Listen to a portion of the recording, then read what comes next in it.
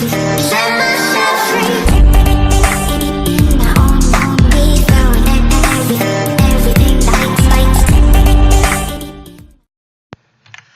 Hey, what is up guys? Thank you for tuning in. This is DJ Clan Smasher. So I'm just gonna go ahead and bring you guys this war recap. It was EG GloryHunters versus FishNChips. So I just wanted to show you guys these attacks. First I'm gonna go ahead and start off with some Town Hall 9s, and then I'm gonna go ahead and show you a Town Hall 10 triple, and we also got a Town Hall 11 triple, guys. So go ahead and stay tuned for more. So Professor Thesa right here is showing us a very great attack. It was actually very interesting because when I rewatched this attack, I was like, wow, I was not expecting that many golems. So anyways, I wasn't sure where he was going with this one at first, but then I started seeing the clear picture. Look at those air defenses, guys. They're all right there, easily accessible by all those golems and bowlers. So if you notice right there, he's going to go ahead and take all of the air defenses out, poison the CC, and pretty much just heal the I believe he heals the core, and then he just has a bunch of loons just to take out the outer compartments. So the good thing is that he saved a bunch of loons just to go ahead and take out the outer defenses, which he kind of didn't really need that much, to be honest. He cleaned out that core so fast, it was crazy. The good thing is that our team did so great when it came to the Town Hall 9 versus Town Hall 9. I'm very proud of them. We got 100% rate on that one, so it was fresh hits. We 3-starred all of their Town Hall 9s, and we also got the Town Hall 10s. So that's what really helped. Well, not all the Town Hall 10s, but we got a Town Hall 10 triple.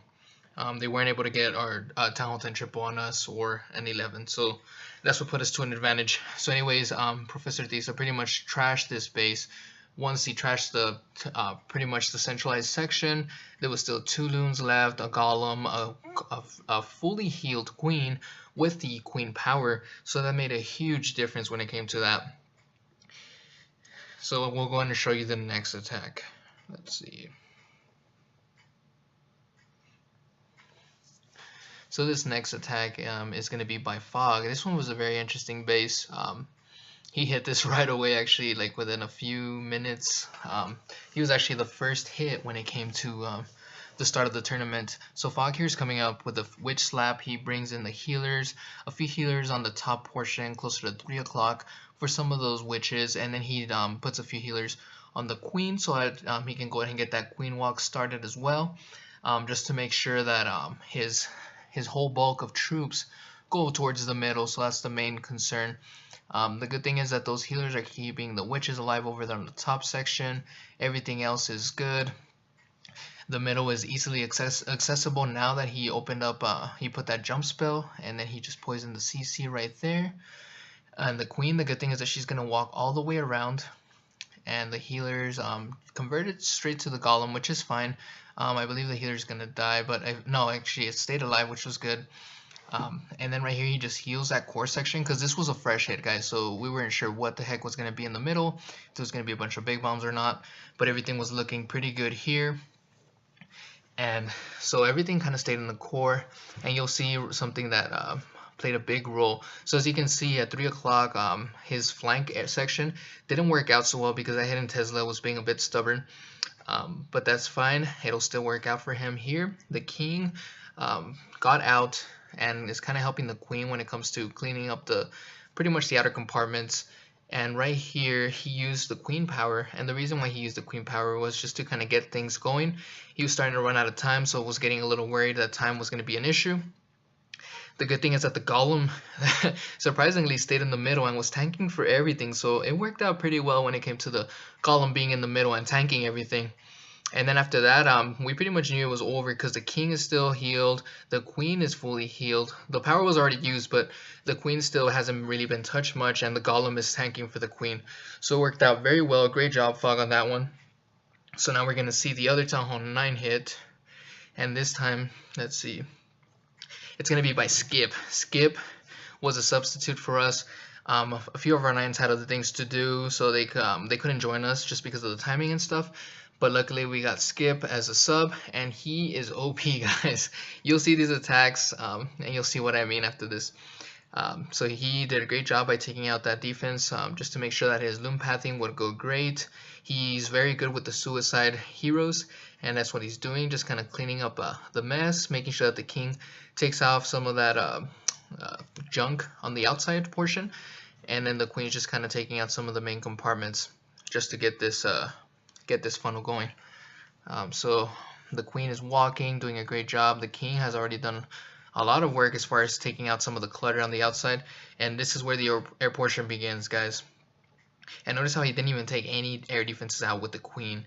It was just to take out some clutter on the outside and a few defenses.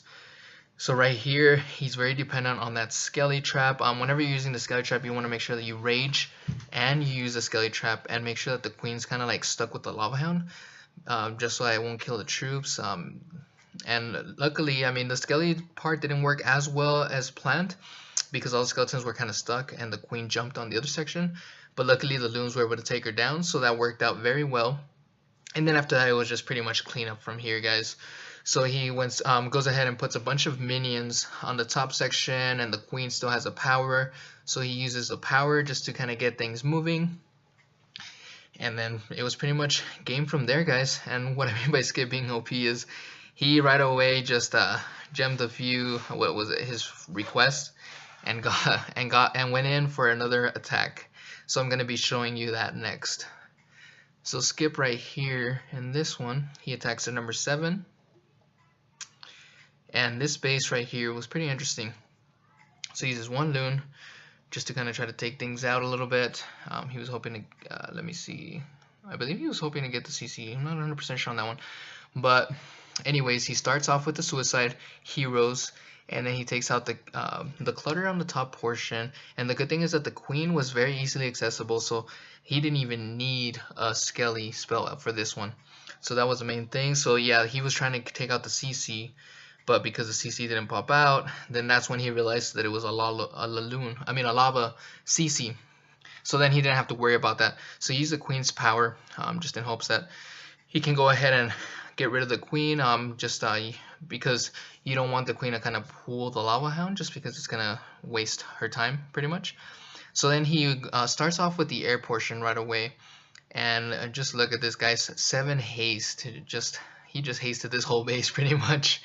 The lava hound did unfortunately pop out, which is fine though, because the queen's already gonna die. That's the reason why he used the power closer to the beginning, just because you don't really want the queen alive so that it can pop the lava hound, because those lava pups can be a little dangerous sometimes. But luckily he did a great job, guys. Look at how many loons he has. He still has a heal spell, and he's got a poison that he didn't even need because he wasn't sure what was in the CC. So it was a very great attack. It was just OP, perfectly well executed. So great job, Skip, on that one, and thanks again for filling in. That was very clutch, man. Couldn't have done it without you. And that's what opened it up for us too, guys, because we had a lot of Town Hall 9 attacks. So that meant that we were able to scout. Because when it comes to the Clash Cup with this specific one, the way it works is you can't go up. So Town Hall 9s can't hit Town Hall 10s or 11s unless their Town Hall is cleared. So once they cleared the Town Hall 9s, it pretty much meant that opened up a lot of possibilities for us, because we can try 4 different scouts. So that's what made a huge difference for us as well, which helped out a lot. And then right here, Free Black is helping us out as well. He was a sub for one of our Town Hall 10s that couldn't make it. So anyways, right here he goes ahead and starts with a bowler, and this one was scouted, so that's what helped him out as well, just to figure things out, what the CC was and things like that. Great job with the bowler, just to kind of start the funnel. So then he puts a bowler on the top section just to kind of take out that air defense. He puts the queen on the top just to kind of create that big funnel to make sure that everything goes through straight to the middle. And this attack was awesome, guys. This was the only Town Hall 10v10 that was in the tournament, in the Clash Cup tournament. Other than that, none of the sides got a 10v10. There was one that Indy actually, Kong Bagi, almost got a Town Hall 10 triple with a few minors and stuff, like a minor queen walk, but he didn't get it, unfortunately. But the good thing is that, look, watch, the queen right here is creating the funnel. He just tore up that core, and that earthquake just right there just opened up the whole center. So that was very clutch and a very great idea by him. And this is where I was getting a little worried because I was watching this live and I saw the lava hound pop. So I was very worried because I'm like, okay, you know, maybe a few wizards will take it down. But guess what, guys? There's nothing to take down these lava pups. Nothing at all. So I was getting worried because the king was already going down. The bowlers were starting to get hit. And there's not much remaining as far as troops go. Luckily, he had a hog to take down that dark elixir drill. And that plays a key role. Because if you look at the remaining structures, there isn't that much time involved, and the lava pops have already torn through almost all of the troops.